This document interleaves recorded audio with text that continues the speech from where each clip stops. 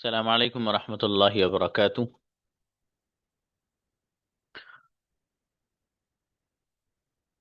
Okay, today we are going to learn the basics of communication skills. देखिएगा, English communication एक है अंग्रेजी जबान और एक है अंग्रेजी जबान की बुनियादी चीजें। अंग्रेजी जबान की जो बुनियादी चीजें हैं, जैसे आपको पता है ABC वगैरह, ये सब बुनियाद में आता है उसकी। ठीक है, लेटर्स होते हैं, फिर वर्ड्स होते हैं, फिर वर्ड्स के बाद सेंटेंस पे आता है, सेंटेंस के बाद फिर पैराग्राफ पे आते हैं। फॉर एग्जाम्पल, ये होता है इंग्लिश लैंग्वेज और अंग्रेजी जबान का बेसिक। हम जो बात करेंगे वो बात करेंगे इंग्लिश कम्युनिकेशन का बेसिक। जो अंग्रेजी जबान है, जो अंग्रेजी तकल्लुम है, उसका जो बेसिक है, हम उससे बात करेंगे। देखिएगा, हर बंदे ने हर बंदा अपने अलग अलग बुनियादी चीजें और जो बेसिक होता है वो तय करता है। अच्छा, बहुत सारी जगहों पर तो बेसिक इतना जोरदार होता है, उसका एक छोटा सा वाकया सुनाता हूँ आपको, फिर अपने बेसिक की तरफ आते हैं। एक बच्ची की कॉल आई हमारे यहाँ मैनेजर के पास हमारे। बोले कि जी वो सर, मुझे एडमिशन लेना है और मुझे ऐसी क्लास बताइए जो थोड़ा सा इंटरमीडिएट या एडवांस लेवल की हो।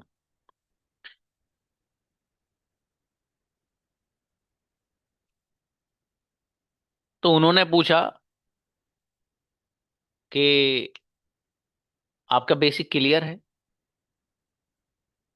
वो बोले कि जी हाँ, मेरा बेसिक तो क्लियर है। बोला अच्छा। तो उन्होंने सवाल किया कि वो आपने जो बेसिक आपका क्लियर है उसमें टेंसेस कहाँ तक पढ़े हैं आपने? क्या सवाल किया? आपने टेंसेस कहाँ तक पढ़ रखे हैं? वो बोले कि वो ये टेंसेस क्या होता है? एक वो बच्चा जिसका बेसिक क्लियर हो और उसको ये पता नहीं कि टेंसेस कहते किसे हैं, तो उसका बेसिक कितना क्लियर होगा आप खुद अंदाजा लगा सकते हैं। तो बहरहाल, वो जो उस बच्चे को पता नहीं था, जो बेसिक क्लियर करके आया था, वो आज आप पहले ही लेसन में वो चीजें भी सीख लेंगे इंशाल्लाह। तो बहरहाल, बाहर वो बच्चे अंदाज में लोग बेवकूफ़ बना भी रहे हैं, बड़े बड़े अच्छे खूबसूरत से डिज़ाइन वाले बैनर वगैरह और एड वगैरह आपको दिखाए जाते हैं, और आपसे एक ही बार में पूरी फीस ले ली भी जाती है और आप दे देते हैं, चूंकि आपको अंग्रेजी सीखनी रहती है। एक बच्चा जिसको अंग्रेजी की ज़रूरत हो, बेचारा क्या करेगा? वो क्या करेगा? वो यही करेगा कि भैया जहाँ सीखना है वो पूरा अमाउंट देगा, वो उससे लिया जाता है, बच्चा दे देता है। फिर बाद में रियलाइज होता है, भाई यार यहाँ तो वेस्ट ऑफ मनी है ये तो। बहरहाल, यहाँ जिस क्लास में आप आए हैं, ये 6 महीने का कोर्स है भाई साहब। कितने? 6 मंथ्स। 6 महीने का कोर्स, आपसे कितने पैसे लिए गए हैं? 6,000 रुपये? हैं? नहीं, 1,000। जो मंथली फी है हमारी वो कितनी? 1,000 रुपये। और आपसे लिए गए हैं। क्यों? भाई भैया, अगर चीजें समझ में नहीं आएंगी, हमें फायदा नहीं होगा, तो 1,000 ही रुपये तो हो गए, 5,000 तो बच गए। 5,000 तो जाया नहीं हुआ ना, वो तो बच गए। ये कुछ आपको, ये हमारे इस प्लेटफॉर्म की यही एक चीज आपको बहुत कुछ सीख लेसन दे रही है, जिसका आप आगे रियलाइज आपको खुद ब खुद हो जाएगा इंशाल्लाह। ठीक है। हमारा एक बच्चा, जिसका भी बैच पूरा हुआ है, ये जो आपका बैच अब बना है ना, इनसे पहले जो बच्चे थे उनमें से एक बच्चे ने बड़ी अच्छी बात कही थी। बोले सर, आपका जो ये प्लेटफॉर्म है, इस प्लेटफॉर्म में वो कॉन्फिडेंस है कि 6 महीने का कोर्स होने के बावजूद, सर आपको पता नहीं ना कि 7 PM में जो बच्चे आए हैं, फॉर एग्जाम्पल, सर आपको पता नहीं कि ये बच्चे अगले महीने ज्वाइन करेंगे नहीं करेंगे? आपको क्या पता? हो सकता है कोई भी ज्वाइन नहीं करे अगले महीने। जब अगले महीने कोई ज्वाइन नहीं करेगा 7 PM को, तो फिर आपके पास स्टूडेंट कहाँ से आएंगे? अब जाहिर है, सवाल तो बहुत बढ़िया है भाई। आप भी समझ रहे हैं क्या कह रहा हूं? भाई आपसे 1 महीने की फी ली गई है, आप अगले महीने ज्वाइन नहीं करें, तो इसमें तो मेरा नुकसान है, तो मुझे पूरी फीस लेनी चाहिए ना, तक आप कहीं भागे नहीं। लेकिन आपको खुली छूट दी गई। नहीं, एक स्टूडेंट को ये पैगाम दिया गया कि इस प्लेटफॉर्म के अंदर वो कॉन्फिडेंस है अल्हम्दुलिल्लाह, कि बच्चे से 1 1 महीने की फीस ली जाती है। कोई बच्चा बेवकूफ नहीं है, वो समझदार बच्चे हैं। उनको पता है कि हाँ, मुझे यहाँ पर कुछ मिलेगा, कुछ नहीं मिलेगा। तो इसलिए आपसे मंथली फीस इसलिए ली जाती है, ताकि आपको खुद ये आपके इल्म और आपके जहन में रहे कि यार हाँ, मैं यहाँ आके कुछ सीख रहा हूँ। ठीक है। फिर बच्चे क्या करते हैं, फिर अगले महीने 5 महीने की फीस जमा करते हैं कि सर वो जो डिस्काउंट दिया था आपने, सर वो अभी भी है। मैंने जी अभी भी है। तो 5 महीने की फीस पे फिर वो डिस्काउंट उस बच्चे को फिर दिया जाता है।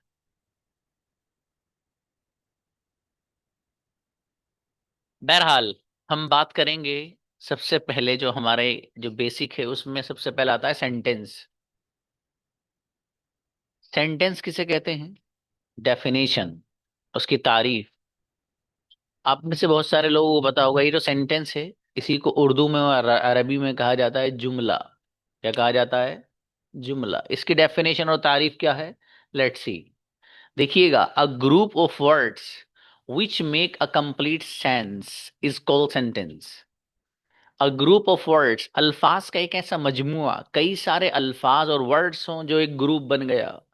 अब ये जो ग्रुप और वर्ड्स है, जो अल्फाज का पूरा एक ग्रुप बना है, इसी अगर आपको पूरे मीनिंग इससे समझ में आ रहे हैं तो इसको कहा जाएगा कि सेंटेंस है, और अगर समझ में नहीं आ रहे तो सेंटेंस नहीं है।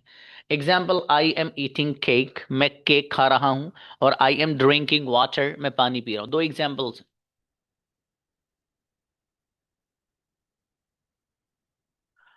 पहला एग्जाम्पल है आई एम ईटिंग केक, मैं केक खा रहा हूं।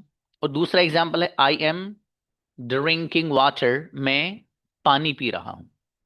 अब देखिएगा, इन दोनों एग्जाम्पल में अगर आप देखेंगे और गौर करेंगे तो आप देखेंगे कि यहां पर जो लफ्ज आई है ये एक अलग वर्ड है, एम अलग है, ईटिंग एक अलग है, और केक अलग है। अब ये जो कई अल्फाज हैं, इनको जो मिलाया तो एक ग्रुप बन गया। अब ये पूरा का पूरा क्या बन गया? एक ग्रुप। ग्रुप ऑफ वर्ड्स बन गया पूरा का पूरा। अब ये ऐसा ग्रुप ऑफ वर्ड्स है जिससे कंप्लीट मीनिंग समझ में आ रहे हैं। और वो क्या है? कि भाई एक बंदा ये कह रहा है, आई एम ईटिंग केक, मैं केक खा रहा हूं। तो हमारे समझ में फौरन ये बात आ गई जब इस बंदे ने ये ग्रुप ऑफ वर्ड्स बोले, कि भाई कोई बंदा ये बताना चाह रहा है कि जी मैं केक खा रहा हूँ। पूरी बात समझ में आ गई। जब बात पूरी समझ में आएगी किसी भी ग्रुप ऑफ वर्ड्स है तो उसको कहा जाएगा कि सेंटेंस है। कई सारे अल्फाज जिनको इकट्ठा कर लिया जाए एक जगह, अगर उससे पूरी बात समझ में आएगी, कंप्लीट सेंस अगर उससे समझ में आएगा, तो कहा जाएगा कि वो सेंटेंस है। नेक्स्ट एग्जाम्पल सेम है। आई एम ड्रिंकिंग वाटर, ये भी वाटर एक अलग वर्ड है, ड्रिंकिंग अलग है, एम अलग है, और आई अलग है। अब ये पूरा ग्रुप ऑफ वर्ड्स है भाई साहब, ये अल्फाज का पूरा एक ग्रुप बन गया। और ये ऐसा ग्रुप ऑफ वर्ड्स बन गया जिससे कंप्लीट मीनिंग समझ में आ रहे हैं, पूरी बात समझ में आ रही। पूरी बात क्या है जो समझ में आ रही है? वो ये है कि एक बंदा अपने बारे में ही कह रहा है, आई एम ड्रिंकिंग वाटर, मैं पानी पी रहा हूं। मैं पानी पी रहा हूं, तो पूरी बात समझ में आ रही है। अब जाहिर है, जो ग्रुप ऑफ वर्ड्स ऐसा होगा जिससे कंप्लीट मीनिंग समझ में आएंगे, तो उसके बारे में कहा जाएगा कि ये सेंटेंस है। अब जाहिर है, ये दोनों ग्रुप ऑफ वर्ड्स ऐसे, इनसे कंप्लीट मीनिंग समझ में आ रहा है, इसलिए क्या कहा जाएगा? ये सेंटेंस है। कहीं कहीं ऐसा होता है कि ग्रुप ऑफ वर्ड्स तो होता है, अल्फाज का मजमुआ तो होता है, लेकिन कंप्लीट मीनिंग न देने की बुनियाद पर, कंप्लीट मीनिंग दन न देने की वजह से वो सेंटेंस नहीं होता। जैसे फॉर एग्जाम्पल,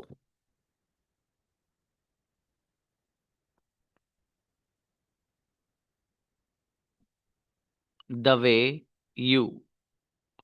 अब देखिए, द एक अलग वर्ड है, वे एक अलग वर्ड है, और यू एक अलग वर्ड है। ये 3 वर्ड्स हैं।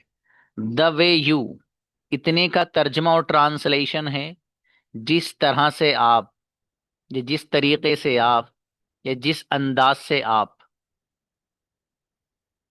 तो भाई साहब, जिस तरह से आप, जिस तरीके से आप, जिस अंदाज से आप। पूरी बात समझ में आ रही है क्या आपको? आप कहेंगे, अगर किसी कोई आपसे कहने लगे भाई साहब जिस तरह से आप, और वो बात कहकर खामोश हो जाए, आप क्या कहेंगे पता है? मैं भाई साहब पागल वागल हो गया, दिमाग वहां सही है आपका, खैरियत से हैं सब? पूरी बात कहिए, क्या कह रहे हैं आप? जिस तरह से आपका क्या मतलब है? जिस अंदाज से आपका क्या मतलब है? कुछ भी नहीं। पूरी बात कही, जिस तरह से आप बोलते हो मैं भी बोलता हूँ। जिस तरह से आप पढ़ाते हो कोई नहीं पढ़ाता है। जिस तरह से आप चीजों को एक्सप्लेन करते हो कोई नहीं करता है, फॉर एग्जाम्पल। तो ये अब बात पूरी हुई ना? अब द वे यू, जिस तरह से आप, ये तो बात पूरी नहीं हुई। तो ये सेंटेंस हो जाएगा the way you? No, never. हालांकि ग्रुप ऑफ वर्ड्स तो है। भाई द एक अलग वर्ड हो गया, वे अलग, यू अलग, तो ग्रुप ऑफ वर्ड्स तो पाया जा रहा है। अल्फाज का एक मजमुआ तो है, ग्रुप तो है। लेकिन ये ऐसा ग्रुप ऑफ वर्ड्स नहीं है जो कंप्लीट मीनिंग दे रहा हो। जो कंप्लीट मीनिंग और सेंस नहीं देता उसके बारे में कहा जाता है कि वो सेंटेंस नहीं है। सीधा सीधा सेंटेंस मुकम्मल। Let's move for the next. अब देखिएगा, सेंटेंस के बाद कुछ चीजें वो हैं जिनका जानना और जरूरी है। सेंटेंस में चीजें कितनी होती हैं? चार चीजें। सब्जेक्ट, वर्ब, ऑब्जेक्ट, और एक चौथे नंबर पर हमने चीज यहां पर जिक्र की, हेल्पिंग वर्ब। ये सेंटेंस के अंदर चार चीजें होती हैं भाई साहब। ठीक है, इनको थोड़ा सा देख लेते हैं जरा। आसान है, कुछ भी नहीं है, और इसमें से बहुत सारी चीजें तो आपको याद हैं। देखिएगा, सब्जेक्ट किसे कहते हैं? इसको उर्दू में कहा जाता है फाइल। इस सब्जेक्ट को उर्दू जबान में बोलते हैं फाइल। वो समझ गए बच्चे, जो फाइल समझ रहे हैं। सब्जेक्ट किसे कहते हैं? जो करने वाला होता है। इतनी मुश्किल डेफिनेशन है इसकी। किसे कहते हैं सर सब्जेक्ट? जवाब, भाई साहब जो करने वाला हो, किसी भी काम को जो करने वाला वो सब्जेक्ट है बस। सीधी सीधी बात, कुछ भी। आपको कौन पढ़ा रहा है? जकरिया सर पढ़ा रहे हैं। पढ़ाने वाले जब जकरिया सर है तो वो क्या हुआ? सब्जेक्ट। किचन में कोई खाना बना रहा है, सवाल हो भाई कौन है किचन में खाना जो बना रहा है? आपने कहा "अरे भैया अम्मी जान है"। तो खाना बनाने वाली कौन है? अम्मी जान। अम्मी जान क्या हुई? सब्जेक्ट। तो जो भी किसी काम को करने वाला होगा उसको सब्जेक्ट कहते हैं, बस सीधी सीधी बात है, बड़े आसान से अल्फाज में। ठीक है बाबू? अब इसको एग्जाम्पल से समझाऊं, यहाँ पर लिखा हुआ है एग्जाम्पल। दूसरे नंबर पर है वर्ब। वर्ब किसे कहते हैं सर? इसको उर्दू में कहा जाता है फ़िल। जो उर्दू में या अरबिक में फ़िल होता है वो अंग्रेजों के यहाँ वर्ब होता है। किसे कहते हैं सर वर्ब? जो लफ्ज काम को बताता है, एक्शन को बताता है, वो वर्ब होता है। जो लफ्ज काम को बताता है, एक्शन और अमल को बताता है, उसके बारे में कहा जाता है वर्ब। खाना को, खाना पीना सोना जागना, इनके लिए जो अल्फाज आते हैं सब, वो सब वर्ब होते हैं। अगली बात, तीसरे नंबर पर ऑब्जेक्ट। ऑब्जेक्ट किसे कहते हैं सर? इसको उर्दू में या अरबी में कहा जाता है मफरूल। तो जो वहां पर अरबी या उर्दू में मफरूल होता है वो यहाँ अंग्रेजों के यहाँ ऑब्जेक्ट है वो। ठीक है भाई साहब, ऑब्जेक्ट किसे कहते हैं सर? जिस पर एक्शन होता है वो ऑब्जेक्ट होता है। जिस पर एक्शन होता है, which is acted upon, is called object. जिस पर एक्शन होता है उसको ऑब्जेक्ट कहा जाता है। अब इसको एग्जाम्पल से समझाऊंगा आपको। एक चौथे नंबर पर यहाँ इसको मैंने नीचे जिक्र किया, वो है हेल्पिंग वर्ब। ये जो हेल्पिंग वर्ब है किसे कहते हैं सर? जो लफ्ज वर्ब की हेल्प करे वो हेल्पिंग वर्ब है। जो लफ्ज वर्ब की हेल्प करे वही हेल्पिंग वर्ब है। इस खुद ही से लफ्ज से ही समझ में आ रहा है, जो वर्ड लिखा हुआ है इसी से समझ में आ रहा है, हेल्पिंग वर्ब। यानी कोई ऐसा लफ्ज है जो वर्ब की हेल्प करता है, वही हेल्पिंग वर्ब कहलाता है। एक सवाल के सर हेल्पिंग वर्ब आता कहाँ है, उसका जवाब ये एरो लगा कर दिया गया कि सब्जेक्ट और वर्ब के बीच में आता है। हेल्पिंग वर्ब आता कहाँ है सेंटेंस में? सब्जेक्ट और वर्ब इन दोनों के बीच में आता है। एक और सवाल, सर क्या हमेशा हेल्पिंग वर्ब सब्जेक्ट और वर्ब के बीच में ही आएगा हमेशा? जवाब, नहीं। सिर्फ यहाँ इतना ही समझिए, सीधा सीधा जो सेंटेंस होगा वो इस अंदाज से ही बनेगा, जैसे ये वो सीधा ही सेंटेंस समझा रहा हूँ अभी आपको, जैसे यहाँ पर लिख भी रहा है। ठीक है। बाकी कैसे कैसे, कहाँ आएगा, क्यों आएगा, कैसे आएगा, वो सब अगली बात है। ठीक है, फिलहाल थोड़ी थोड़ी बात लेके चलते रहिए, बस जितनी समझा जा रही है इतनी ही समझनी, इससे ज्यादा नहीं। तो हेल्पिंग वर्ब किसे कहते हैं? वो लफ्ज जो वर्ब की हेल्प करे वो हेल्पिंग वर्ब है। आता कहाँ है? सब्जेक्ट और वर्ब के बीच में आता है। ये चारों चीजें पूरी हो गई। अब इसको एग्जाम्पल से अप्लाई करते हैं भाई साहब। I am studying English. I am studying English, मैं इंग्लिश पढ़ रहा हूं। इसमें लफ्ज आई सब्जेक्ट है। सवाल, सर आई सब्जेक्ट क्यों है? जवाब, भाई साहब आपको बताया गया है कि जो करने वाला होता है वो सब्जेक्ट होता है। और आई एम स्टडिंग इंग्लिश, मैं इंग्लिश पढ़ रहा हूं, इसमें इंग्लिश पढ़ने वाला कौन है? मैं, यानी आई। इसलिए आई क्या हुआ? सब्जेक्ट। अगली बात, एम से बात करेंगे बाद में। स्टडिंग, स्टडिंग, देखिएगा लफ्ज स्टडिंग क्या है सर यहां पर मेरे अजीज? वर्ब है। स्टडिंग क्या है? वर्ब। सर ये स्टडिंग वर्ब क्यों है? जवाब, भाई साहब भी आपको बताया गया है कि जो लफ्ज, जो वर्ड काम को बताता है, अमल और एक्शन को बताता है, वो वर्ब होता है। अब आई एम स्टडिंग इंग्लिश, मैं इंग्लिश पढ़ रहा हूं।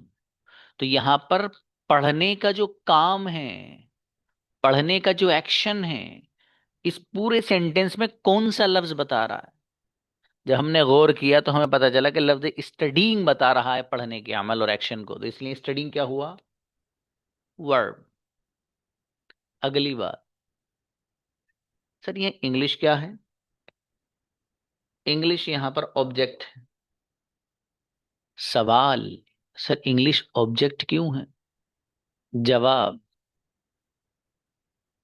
आपको बताया गया है कि जिस पर एक्शन होता है वो ऑब्जेक्ट होता है। I am studying English, I am studying, इतने का तर्जुमा और ट्रांसलेशन होगा मैं पढ़ रहा हूं। आई एम स्टडिंग, मैं पढ़ रहा हूं। अब सवाल फौरन होगा, भाई पढ़ क्या रहे हो आप? आपने जवाब दिया आई एम स्टडिंग इंग्लिश, मैं इंग्लिश को पढ़ रहा हूं। तो जो पढ़ने का जो एक्शन है वो किस पर हो रहा है? इस इंग्लिश पर हो रहा है। इसलिए इंग्लिश क्या हुआ? ऑब्जेक्ट। तो जिस पर एक्शन होता है दैट इज कॉल्ड ऑब्जेक्ट, उसी को ऑब्जेक्ट मफऊल कहा जाता है, ऑब्जेक्ट कहा जाता है। अगला एग्जाम्पल यहाँ पर लिख रहा है आई एम ईटिंग केक। अच्छा अब बात कर लेते हैं एम। सर एम क्या है यहाँ पर? Helping verb. सवाल, सर एम हेल्पिंग वर्ब क्यों है? जवाब, भाई साहब एम हेल्पिंग वर्ब इसलिए हैं क्योंकि अगर आप इस एम को नहीं लाते हैं तो इस सेंटेंस में जो लफ्ज स्टडीइंग वर्ब है, इस वर्ब की हेल्प करने वाला यहां कोई वर्ड नहीं रहेगा। जब कोई वर्ड नहीं रहेगा तो फिर सेंटेंस के जो मीनिंग है वो भी इनकम्प्लीट रहेंगे, मीनिंग पूरे नहीं होंगे। तो मीनिंग को कंप्लीट करने के लिए और पूरा करने के लिए इस वर्ब की हेल्प करने वाला कोई ना कोई वर्ड होना जरूरी है। तो लिहाजा स्टडीइंग वर्ब की हेल्प करने वाला वर्ड यहां पर एम का लाना जरूरी है ताकि स्टडीइंग अपनी कंप्लीट मीनिंग आपको दे सके। समझ में आया? फिर से सुनिए, एम हेल्पिंग वर्ब कैसे है सर? जवाब, मेरे अजीज जो लफ्ज स्टडीइंग है ये है वर्ब, और इसको जरूरत है किसी न किसी ऐसे लफ्ज की जो इसकी हेल्प करने वाला हो। जब तक आप वो नहीं लाओगे ये स्टडीइंग जो है ये आपको अपना मीनिंग कंप्लीट नहीं देगा। इससे अगर मीनिंग लेना है कंप्लीटली तो आपको इसकी हेल्प करने वाला कोई ना कोई वर्ड लाना पड़ेगा, और वो है एम। इसलिए ये एम क्या है? Helping verb. ठीक है भाई साहब, आगे देखिएगा। आई एम ईटिंग केक, मैं केक खा रहा हूं। आई क्या है जी? सर सब्जेक्ट है। क्यों? इसलिए कि केक खाने वाला कौन है? मैं, यानी आई। इसलिए आई क्या हुआ? सब्जेक्ट। ईटिंग क्या है जी? ईटिंग सर यहाँ पर वर्ब है। सवाल, ईटिंग वर्ब क्यों है? जवाब, भाई बताया था आपको कि जो लफ्ज काम को बताता है वो वर्ब होता है। आई एम ईटिंग केक, मैं केक खा रहा हूं। इसमें जो खाने का काम है, खाने का जो एक्शन और अमल है, इसे कौन सा लफ्ज बता रहा है? ईटिंग। इसलिए ईटिंग क्या हुआ? वर्ब। अगली बात, केक क्या है सर? केक, केक भाई साहब यहाँ पर ऑब्जेक्ट है। सवाल सर, केक ऑब्जेक्ट क्यों है? जवाब, आपको बताया गया है कि ऑब्जेक्ट उसको कहते हैं जिस पर एक्शन होता है। जिस पर एक्शन होता है उसको क्या कहा जाता है? ऑब्जेक्ट। अब आई एम ईटिंग, मैं खा रहा हूं। आई एम ईटिंग, मैं खा रहा हूं। अब सवाल करने वाले ने कर लिया सवाल, भाई साहब क्या खा रहे हो, किस चीज को खा रहे हो आप? आपने फौरन कहा आई एम ईटिंग केक। मैं केक को खा रहा हूं, केक खा रहा हूं। ये खाने का जो एक्शन है ये किसके ऊपर हो रहा है? ये आपकी इस केक के ऊपर हो रहा है, और जिस पर एक्शन होता है वो क्या होता है? ऑब्जेक्ट। इसलिए केक क्या है? ऑब्जेक्ट। ठीक है भाई साहब, ये बहुत बुनियादी सी चीज थी। ठीक है, ये आपको जो बताई गई है हमारी, आपको आगे इंट्रोड्यूस भी कराया जाएगा। हमारी कई सारी किताबें हैं। ग्रामर, जो हमारी ग्रामर वाली बुक है उसमें हमने सब कुछ ये एक्सप्लेन करा है। पूरा जो मैं 6 महीने का कोर्स आप लोग को पढ़ाता हूँ, वो पूरे के पूरे 6 महीने का कोर्स मैंने उस एक किताब में बयान कर दिया है। मैं इंशाल्लाह किसी वक्त आपको के ग्रुप में वो वीडियोस डालूंगा जो जो किताब आपके काम आने वाली हैं। अभी जो फिलहाल आपको किताब की ज़रूरत रहेगी पहले मंथ में, वो हमारी बुक है वोकैब। ठीक है, चूंकि आपके सैटरडे में वर्ड्स मीनिंग होते हैं, सैटरडे में वर्ड्स मीनिंग दिए जाते हैं, वो आपको याद करने रहते हैं। और फिर जो वर्ड्स मीनिंग आपको दिए जाते हैं, उन अल्फाज को इस्तेमाल करके सेंटेंसेस में बना के भी आपको दिया जाता है, ताकि आपको ये पता रहे कि किस अंदाज से आपको इस लफ्ज को इस्तेमाल करना है सेंटेंस के अंदर। ठीक है, तो वो जो किताब है वो कैब, ये वो बुक है हमारी जिसमें पूरे 6 मंथ का कोर्स डिजाइन किया हुआ है। ठीक है, उर्दू में एक्सप्लेन है, लेकिन ये उर्दू और इंग्लिश। ठीक है, दूसरी जो बुक है वो कैब, जो आप में से हर बच्चे के पास होना जरूरी है। मैं भी आपके ग्रुप में डालूंगा इसके बारे में। ठीक है, ये वोकेबलरी हमारे यहाँ चलती है सैटरडे में। ठीक है, इसमें हिंदी, उर्दू, अरेबिक सब है इसमें। ठीक है, सब सारी लैंग्वेजेस में, और कई किताबें हैं जो आपके सिलेबस में ऐड हैं, लेकिन वो इस मंथ में नहीं है। आगे जैसे जैसे आप बढ़ते जाएंगे वैसे वैसे वो उन बुक की नीड रहेगी आपको। तो बहरहाल ये बस जिक्र आया तो मैंने बताया कि इसमें जो है अल्हम्दुलिल्लाह।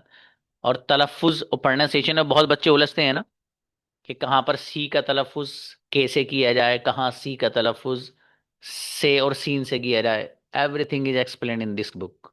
ठीक है, पूरी ग्रामर 12 क्लास तक की सब इसमें प्रोवाइड गई है। ठीक है, तो आप में से अगर किसी बच्चे को ज़रूरत होगी इसकी, तो मुझे पर्सनली मैसेज कर सकते हैं। ठीक है, आपके एड्रेस पे भेज दी जाएगी। बहरहाल ये पूरे 6 महीने का मेरा कोर्स इसके अंदर है, जो मैं पढ़ाता हूँ सारी each and everything A to Z सारी चीज़ इसके अंदर मौजूद है। बहरहाल ये आपके सामने बात आई कि सेंटेंस में 4 चीजें होती हैं, कौन सी चीज को क्या कहते हैं, कहाँ लाते हैं, वो आपके सामने बात आ गई। अब हम बात करने जा रहे हैं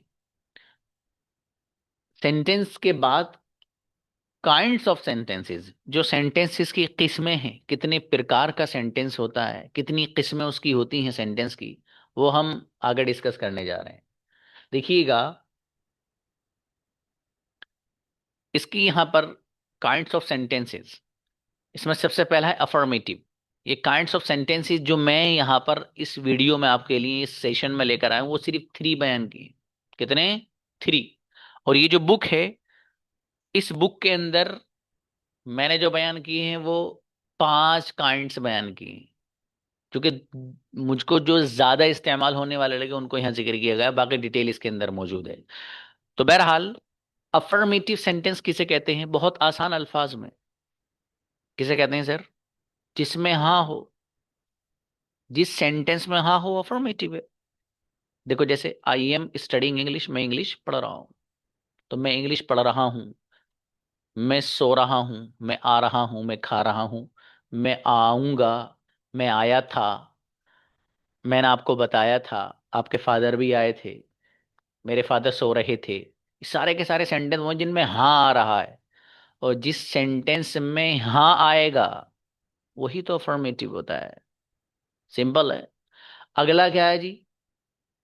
दूसरा है, इसको क्या पढ़ेंगे भाई? एक दो बच्चों को बुलवाइए। क्या लिख रहा है बाबू ये? इनका lower their hands first. Negative. अच्छा, निगेटिव। ठीक है बाबू, अच्छी बात है। नेक्स्ट, एजाज लाइए। हम्म। अस्सलाम वालेकुम sir. What is that? Negative. Negative, okay, शाबाश जी। Shabina please. Sir negative. Absolutely, हाँ। दिस इज नॉट निगेटिव, इसको निगेटिव मत पढ़िएगा आप, दैट इज नेगेटिव। बच्चे ने सही बताया, नेगेटिव पढ़ेंगे इसको। क्या पढ़ना है? नेगेटिव। नेगेटिव सेंटेंस किसे कहते हैं सर? भाई साहब, जिसमें ना हो, जिस सेंटेंस में ना आ जाए, दैट इज नेगेटिव। जैसे I am not studying English, में इंग्लिश नहीं पढ़ रहा हूँ, मैं नहीं आ रहा हूँ, मैं नहीं खा रहा हूँ, मैं नहीं आता हूँ, मैं नहीं आऊंगा, मैं नहीं बोलूंगा, और मैं नहीं सोऊंगा। ये सारे सेंटेंसेस वो हैं कि जिनमें नहीं आ रहा है। तो जहां पर ना आए वो नेगेटिव होता है, और जहां हाँ आए वो अफर्मेटिव होता है। तो अफर्मेटिव में हाँ आता है और नेगेटिव में ना आता है। बहुत आसान है। अब आगे जो मैं आपको दिखाने जा रहा हूं, दैट इज, इसको पढ़ के बताओ बच्चों, कौन कौन पढ़ के बताएगा? देखते हैं कौन कौन बताएगा। हाँ भाई, बुलाओ। रियाज भाई आइए। हम्म। आइए। इंटेरोगेटिव। इंटेरोगेटिव, ओके, शाबाश, चलिए। हम्म। व्हाट?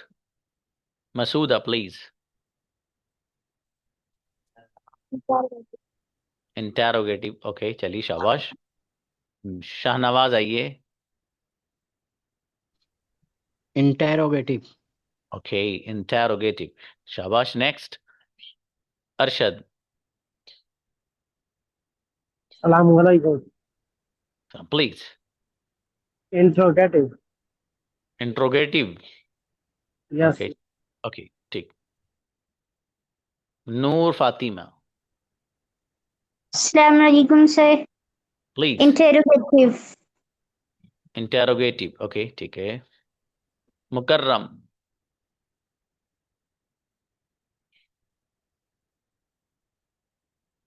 मुकर्रम आइए। नेक्स्ट, अकरम को बुलाइए। हम्म। अकरम। अरकम, अच्छा। अरकम नोट बेटा, दैट इज अकरम। अकरम आइए। माइक खोलो, इनवाइट। माइक खोलो भाई। चलिए, नेक्स्ट, रशीदा को बुलाइए। इंट्रोगेटिव। इंट्रोगेटिव, ओके बेटी, शाबाश। चलिए भाई, एक बच्ची को और बुलाओ बस जी। शबीना आइए। Sir interrogative. इंटेरोगेटिव, ओके बेटी। चलिए देखिए, आप लोगों ने दो प्रोनाउंसिएशन बताए इसके, जितने बच्चों ने बुलाया, जिनको मैंने अभी तक। ठीक है। किसी ने, पहले बच्चों ने मुझे बताया इंटेरोगेटिव। ठीक है, इंटेरोगेटिव। कुछ जो दूसरे बच्चे आए थे, उन्होंने बताया इंट्रोगेटिव ना। ये दो प्रोनाउंसिएशन बताए, लेकिन दोनों इसके प्रोनाउंसिएशन है ही नहीं। चेक कर लेना डिक्शनरी में। इंटेरोगेटिव भी नहीं है और ये इंट्रोगेटिव भी नहीं है, that is interrogative. Interrogative, interrogative, interrogative, interrogative. कौन सा सेंटेंस होता है बेटे? माइक किसका खुल रहा है जी? इंटेरोगेटिव। कौन सा सेंटेंस होता है सर? इंट्रोगेटिव सेंटेंस किसे कहते हैं सर? भाई साहब, जिसमें सवाल हो, जिसमें सवाल हो वो इंट्रोगेटिव सेंटेंस होता है। सीधी सीधी बात है। अच्छा, एक चीज और जरा बहुत ध्यान से, लेकिन इंट्रोगेटिव सेंटेंस दो तरह से बनता है।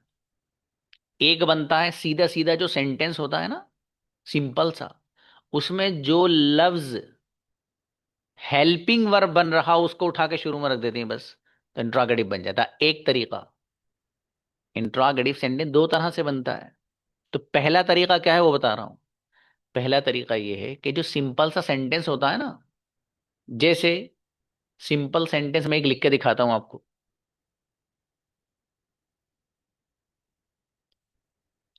Simple sentence for example,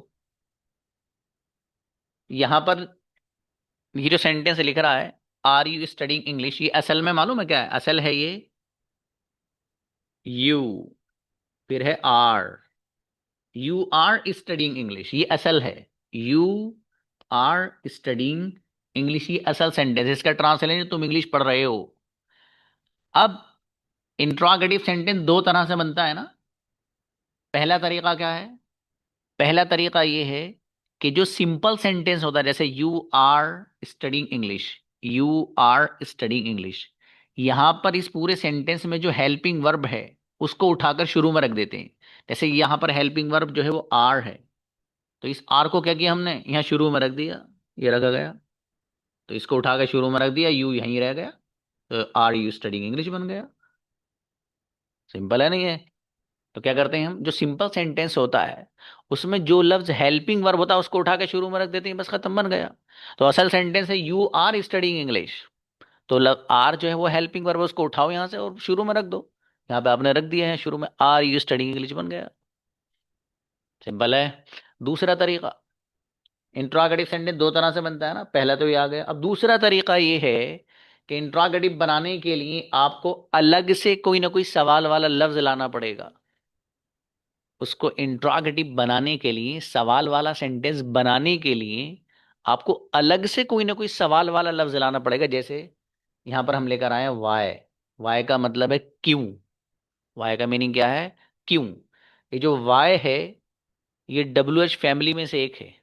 W H family वो अल्फाज कहलाते हैं बाबू जिनसे हम सवाल करते हैं, जैसे क्यों, कैसे, कब, कहाँ, कितना, किसके साथ। ये पूरी डब्ल्यू एच फैमिली जो आपको भी दी जाएगी एक दो दिन के बाद, ठीक है, उसको इस्तेमाल का तरीका सब कुछ बताया जाएगा, ठीक है, फिलहाल वैसे ही बता रहा हूं बस। तो जो इंट्रोगेटिव दो तरह से बनता है, पहला तो यह आ गया। दूसरा तरीका ये है कि उसको इंट्रोगेटिव बनाने के लिए अलग से कोई ना कोई सवाल वाला लफ्ज लाना पड़ता है। जैसे यहां पर आप वाई लेकर आए हैं, अच्छा अगर आप वाई ना लाएं, वाई को हटा दीजिए, तो इस वाले सेंटेंस में और इसमें कोई फर्क रह जाएगा? जरा देखना,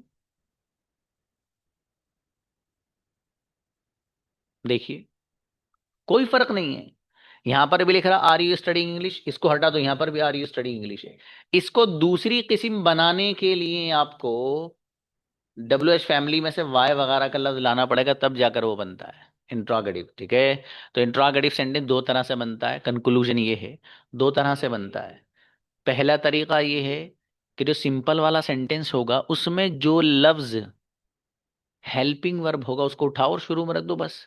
जैसे यहां पर हमने किया है, असल सेंटेंस है you are studying English, are को उठा के शुरू में रख दिया तो आर यू स्टडिंग इंग्लिश बन गया।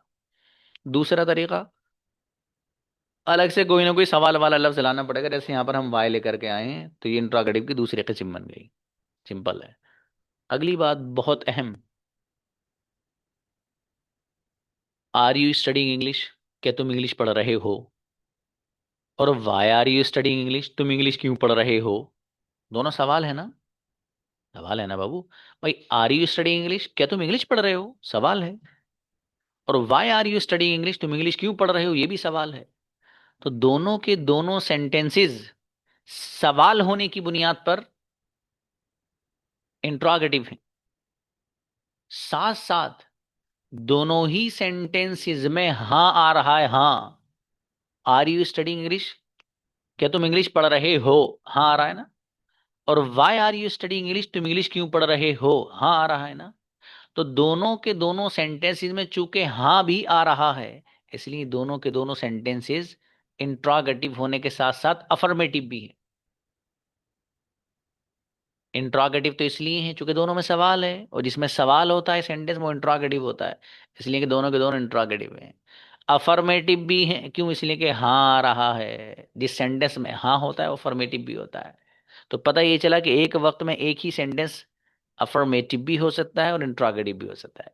नीचे वाला भी इसका उल्टा है, are you not studying English और why are you not studying English. तो are you not studying English, क्या तुम इंग्लिश नहीं पढ़ रहे हो, क्या तुम इंग्लिश नहीं पढ़ रहे हो, सवाल है। तो सवाल होने की बुनियाद पर इंट्रोगेटिव है, चूंकि इसमें नहीं आ रहा है तो ना आने की बुनियाद पर नेगेटिव भी है। इसी तरीके से why are you not studying English, आप इंग्लिश क्यों नहीं पढ़ रहे हो, तो सवाल भी है तो सवाल होने की बुनियाद पर इंट्रोगेटिव बन गया। और चूंकि इसमें नहीं आ रहा है, तुम इंग्लिश क्यों नहीं पढ़ रहे हो, ना आने की बुनियाद पर नेगेटिव बन गया। तो पता ये चला कि एक ही वक्त में एक ही सेंटेंस इंट्रोगेटिव होने के साथ साथ नेगेटिव भी हो सकता है। ठीक है, आसान है, कुछ भी नहीं है इसमें। अब देखिए आखिरी स्लाइड, जो टेंसेस हैं, जो टेंसेस हैं वो 12 हैं। आपको पहले से पता है। टेंस किसे कहते हैं? वक्त को बोलते हैं। टाइम और वक्त और जमाना, उसको टेंसेस बोलते हैं बाबू। ठीक है। अब जो टेंसेस हैं उनको 3 जगह तकसीम किया गया है। एक वो वक्त है जो गुजर गया, एक वो वक्त है जो चल रहा है, और एक वो वक्त है जो आइंदा आएगा। जो गुजर गया उसको कहा जाता है पास्ट, उर्दू में कहते हैं उसको माजी। और जो चल रहा है उसको कहा जाता है प्रेजेंट, उर्दू में कहते हैं उसको हाल। और जो आइंदा आएगा उसको कहा जाता है फ्यूचर, उर्दू में उसके लिए लफ्ज आता है मुस्तकबिल। तो ये एक वो वक्त है जो गुजर गया, एक वो जो चल रहा है, और एक जो आने वाला है। ये हैं आपके 12 टेंसेस। ठीक है, टेंसेस किसे कहते हैं भाई साहब, बताया आपको, थोड़ा सा हल्का नजर आ रहा है शायद। वक्त को बोलते हैं, जमाने को बोलते हैं वक्त। ये जो वक्त है वो उसकी 3 कैटेगरी, एक पास्ट है। अब पास्ट जब है तो पास्ट की भी 4 काइंड्स और 4 किस्में हैं। प्रेजेंट है, इसकी भी 4 हैं। और फ्यूचर है, इसकी भी 4 हैं। Past simple, past continuous, past perfect, past perfect continuous, present simple, present continuous, present perfect, present perfect continuous, future simple, future continuous, future perfect और फ्यूचर परफेक्ट कंटिन्यूअस। ये हैं 12 के 12 वो टेंसेस कि जिस बच्चे को ये टेंसेस आगे 12, अंग्रेजी का मास्टर बन गया इंशाल्लाह वो। और आप इतने आसान अंदाज में सीखने जा रहे हैं इसको, इजीएस्ट वे में, चुटकियों में सिखा दूंगा इंशाल्लाह। ठीक है, लेकिन क्लास पाबंदी से लें आप। ऐसे नहीं कि जब मूड हुआ तो क्लास ले ली, और जब मूड नहीं हुआ तो छोड़ दी। नहीं, पाबंदी से क्लास में आना है बाबू, पाबंदी से बड़ी ऐसे। ठीक है, फिर देखिए आप गजब वाले अंदाज में इंशाल्लाह आप अंग्रेजी सीखेंगे यहाँ पर। ठीक है, यहाँ पर लिख रहा है पास्ट सिंपल, इस सिंपल को इंडेफिनिट भी बोलते हैं। पास्ट इंडेफिनिट कहिए, ये सिंपल कहिए। इसी तरह प्रेजेंट सिंपल कहिए, प्रेजेंट इंडेफिनिट कहिए। इसी तरीके से फ्यूचर सिंपल कहिए, फ्यूचर इंडेफिनिट कहिए। एक ही बात है, समझ में आ रही बात? तो बहरहाल ये थे मेरे यहाँ की वो बुनियादी चीज़ें और बेसिक, जो आपके इंग्लिश कम्युनिकेशन में काम आने वाली हैं। अब हम डिटेल में हर एक की बात करेंगे। प्रेजेंट सिंपल क्यों लाते हैं, कब लाते हैं, कैसे लाते हैं। पास्ट सिंपल कब लाते हैं, क्यों लाते हैं, कैसे लाते हैं, क्या हेल्पिंग वर्ब आएगा, वर्ब की कौन सी फॉर्म आएगी, कैसे इस्तेमाल करेंगे, कौन सा सेंटेंस कैसे बनेगा, पूरी detail, each and everything. Future simple कब लाएंगे, कैसे लाएंगे, कहाँ लाएंगे, क्यों लाएंगे, हेल्पिंग वर्ब क्या आएगा, वर्ब की कौन सी फॉर्म आएगी। ठीक है, किसके साथ क्या आएगा, सब each and everything you are going to learn इंशाल्लाह। ठीक है, तो आप हर हर चीज इंशाल्लाह डिटेल में सीखेंगे। ये आज का जो लेसन था, ये सिर्फ बुनियाद था। असल जो आपका लेसन शुरू होगा वो कल से होगा। और उस लेसन का नाम पता है क्या है? प्रेजेंट सिंपल और प्रेजेंट इंडेफिनिट। कल हम इसी से बात करेंगे इंशाल्लाह। और आप लोगों को मैंने बताया भी था, कई लोग अभी भी क्लास में ऐसे हैं जो उसी नाम से आए हैं, जो उनका नाम मेरे यहाँ पर रजिस्टर्ड नहीं है। नेम अपना वही लगाइए आप, जिस जो नेम आपने मेरे यहाँ मुझे दे रखा है। ठीक है बाबू, तो इसलिए आप ऐसा ना करें, इससे आपको दिक्कत हो सकती है। ठीक है, तो बहरहाल, और दूसरी बात यह है कि सैटरडे में हमारे यहाँ वोकैबुलरी होती है असल में। ठीक है, वो इस बार तो आपकी नहीं होगी, लेकिन हाँ सैटरडे में तो अभी वक्त है। ठीक है, तो वोकैबुलरी भी आपकी होगी। तो उसके लिए आपको ज़रूरत रहेगी एक बुक की। ठीक है, वो जो बुक है, मैंने बताया भी आपसे, मैं वीडियो भी भेजूंगा आपको। ये बुक आप में से हर बच्चे के पास मुझे चाहिएगी। ठीक है, ये वोकैबुलरी हमारी जो सैटरडे में चलने वाली बुक है, ये हर बच्चे के पास मुझे चाहिएगी। इसके लिए आप मुझे पर्सनली मैसेज करेंगे, आपका एड्रेस लेकर आपके घर पहुंचाई जाएगी। ठीक है, बाकी जो और बुक्स हैं हमारी, पूरा उनका इंट्रो में अभी फ़ौरन क्लास के फ़ौरन बाद डालता हूँ आपके उसमें, हर बच्चा देख लेना, एक बार वीडियो देख लेना बाबू। ठीक है, आपके ग्रुप में मैं डाल देता हूँ वो वीडियो, जिसमें मैंने इंट्रोडक्शन कराया अपनी बुक्स का, जो अभी हमारे यहाँ पर मौजूद है। एक दो अंडर द प्रोसेस है, उनको मैंने उसमें मेंशन नहीं किया है। फिलहाल जो अवेलेबल हैं उन्हीं किताबों का मैंने उसमें जिक्र किया है। ठीक है, हर एक के प्राइस, डिलीवरी चार्ज, सब कुछ इसमें मौजूद है। इस किताब का भी जिक्र है, इसके भी प्राइस, डिलीवरी चार्ज क्या है, उसी वीडियो में मिल जाएगा आपको। छोटी सी वीडियो है वो, एक 2-3 मिनट की आई थिंक, ठीक है, पूरी किताबों का मैंने उसमें इंट्रो दिया है, हर एक का मटेरियल अंदर क्या क्या है उसके वो भी दिया है। ठीक है, उससे आपको पता चल जाएगा ये किताब कैसी है और आपके कितनी काम आने वाली है। एडवांस लेवल तक की जो किताब है वो भी उसमें जिक्र है, जो हमारे एडवांस लेवल के स्टूडेंट को पढ़ाई जाती है इंग्लिश के। ठीक है, बहरहाल मैं अभी आप में से हर बच्चा देख लीजिएगा, जस्ट अभी अगले ही मिनट में इंशाल्लाह मैं आपके हवाले कर रहा हूँ उसको। मिलते हैं, अस्सलाम वालेकुम।